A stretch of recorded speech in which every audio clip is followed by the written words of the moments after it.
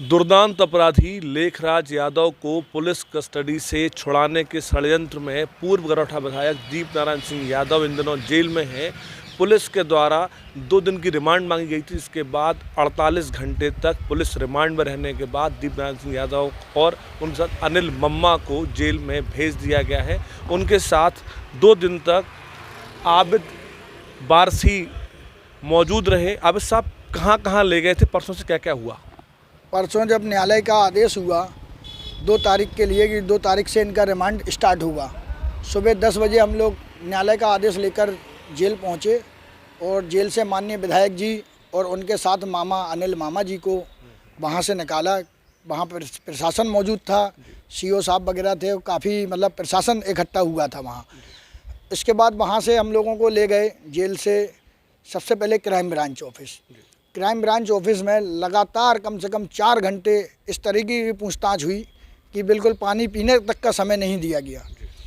उसके बाद फिर बोले कि विधायक जी को जो है कि उनके गांव ले कर चलना है, तो तकरीबन यहाँ से 3 साढ़े 3 बजे हम लोग उनके गांव के लिए प्रस्थान करा। और उनके गांव पे जब वहाँ पर पहुँचे तो प्रशासन ने जो जांच का विषय था उनका कि उनके घर के अंदर पूरा एक एक चीज़ देखना है कि जिस मकसद से यहाँ आए हैं, तो उन्होंने अपनी जांच पूरी की। वहाँ से फिर लौटे हम लोग। लौटने के बाद रात में करीब तकरीबन 8:30-9 बजे तक फिर इसी तरीके का मतलब सवाल जवाब चले।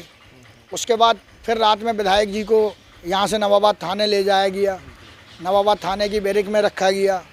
वहाँ पर भी उनसे कुछ सवाल पूछे गए। अब सब कन्नौज से भी कुछ लोग आए थे क्या इस पूरी पूछताछ के लिए? जी, कन्नौज से कुछ अधिकारी आए हुए थे। वो कन्नौज के जो अधिकारी थे उन्होंने भी अपनी जो जांच है वो मतलब पूरी तरीके से अपने सवाल जवाब लिए। और उस बीच में एक जो जिसको अपन बोलते हैं कि मानसिक उत्पीड़न, उसमें अनिल मामा और माननीय विधायक जी का काफ़ी हद तक मानसिक उत्पीड़न भी हुआ, क्योंकि पुलिस ने उनको सोने नहीं दिया। लगातार उनसे सवाल पर सवाल, सवाल पर सवाल, सवाल पर सवाल, सिर्फ सवाल पर सवाल। चूँकि इतना बड़ा मामला है और ये एक मतलब जैसे कि वकील साहब आपकी बात सही है, लेकिन मामला इतना बड़ा है, चर्चित मामला है, गंभीर आरोप है और पुलिस ये चाहती है कि इसके जो फैक्ट है वो सामने आ सके, तो बातचीत तो करनी ही पड़ेगी। जी बिल्कुल बातचीत करें, लेकिन क्या होता है कि जब आदमी को अगर सही जवाब लेना हो तो उसके लिए उसको थोड़ा रिलैक्स दिया जाता है कि नहीं, हम इनको थोड़ा सा अगर आराम दे देंगे हो सकता है ये अच्छी पोजीशन में आके और अच्छा कोऑपरेट कर सके, है ना। तो मेरा मानना ये है कि इनको थोड़ा सा समय देना चाहिए, रुक रुक के कि हाँ भाई आप थोड़ा सो भी लें, अगर फ्रेश रेस होना है फ्रेश रेस होए। अब प्रशासन साहब इस तरीके से अगर दबाव बनाएगा तो आदमी किस प्रकार मतलब उसको पूरा कर पाएगा। अब साहब पहले ये बताया गया था 6 घंटे की रिमांड के दौरान कि उन्होंने पूछताछ में सहयोग नहीं किया है, जिसकी वजह से 48 आवर्स की दोबारा से रिमांड लेनी पड़ी। नहीं। फिर ये बताइए अब उसके बाद फिर परसों के बाद फिर कहाँ गए आप लोग? नहीं, पहली चीज़ तो मैं आपकी इस बात का जवाब दूंगा कि उन्होंने अगर ये कहा कि हम उसको मतलब जवाब नहीं मिले हमें, विधायक जी ने उनको सारे जवाब दिए थे। अब चूंकि पुलिस के पास सवाल होना चाहिए पूछने के लिए, जब तो आदमी जवाब देगा। अब पुलिस ने जो पूछा उन्होंने वो बताया। अब आपका समय निकल चुका, अब निकल चुका, जो कानूनी प्रक्रिया है वो तो आपको पूरी करना पड़ेगी। परसों रात कहाँ गुजरी फिर दीप नारायण यादव की? परसों रात में जो नवाबाद थाने में निकली पूरी रात, और उसके बाद 4 बजे करीब हम लोगों को क्राइम ब्रांच ले जाया गया। क्राइम ब्रांच में फिर से जाँच पड़ताल हुई। फिर तकरीबन 1-1.5 घंटे सोने का उन्होंने टाइम भी दिया कि आप विधायक जी सो सकते हैं। तो जब वो थोड़ा सा रिलैक्स फील कर पाए, फ्रेश रेस हुए। उसके कहाँ गए थे आप लोग? कल आप लोग क्राइम सीन पे गए थे? क्राइम सीन पर गए, वहाँ पेट्रोल पंप पर जहाँ पर अनिल मामा से पूछताछ हुई, वहाँ पर विधायक जी भी मौजूद रहे। और फिर वहाँ से मतलब हम लोग जो है टोल प्लाजा गए, सेमरी टोल प्लाजा। चूँकि उसमें विधायक जी का तो कोई हस्तक्षेप नहीं था कि उनसे कोई सवाल जवाब हो पाए, ठीक, वो होना थे वहाँ पर अनिल मामा जी के। तो वहाँ अनिल मामा जी का ही क्राइम सीन जो है पूरा फिल्माया गया और उसको बताया गया कि हम कहाँ से कहाँ तक थे, है ना जी। उसके बाद फिर रात कहाँ गुजरी कल रात? उसके बाद फिर अभी सुबह वापसी किस तरह से हुई है? कल रात हम लोग पहले वहाँ से जब लौटे तो क्राइम ब्रांच में रखा गया।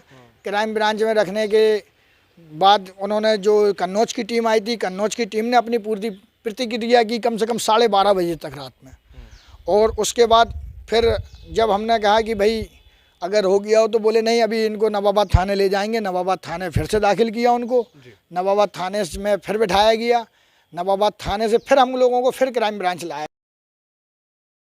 आया गया और सुबह फिर उसके बाद थोड़े से और जो सवाल जवाब उनके रह गए थे उन्होंने अपने पूरे काम किया, उस पर सारे सवाल जवाब लिए। उसके बाद सीधा मेडिकल कराने के लिए डिस्ट्रिक्ट हॉस्पिटल ले गए। डिस्ट्रिक्ट हॉस्पिटल के बाद जेल लाया गया, उनको जेल में दाखिल किया गया। तकरीबन 9:30 का टाइम था।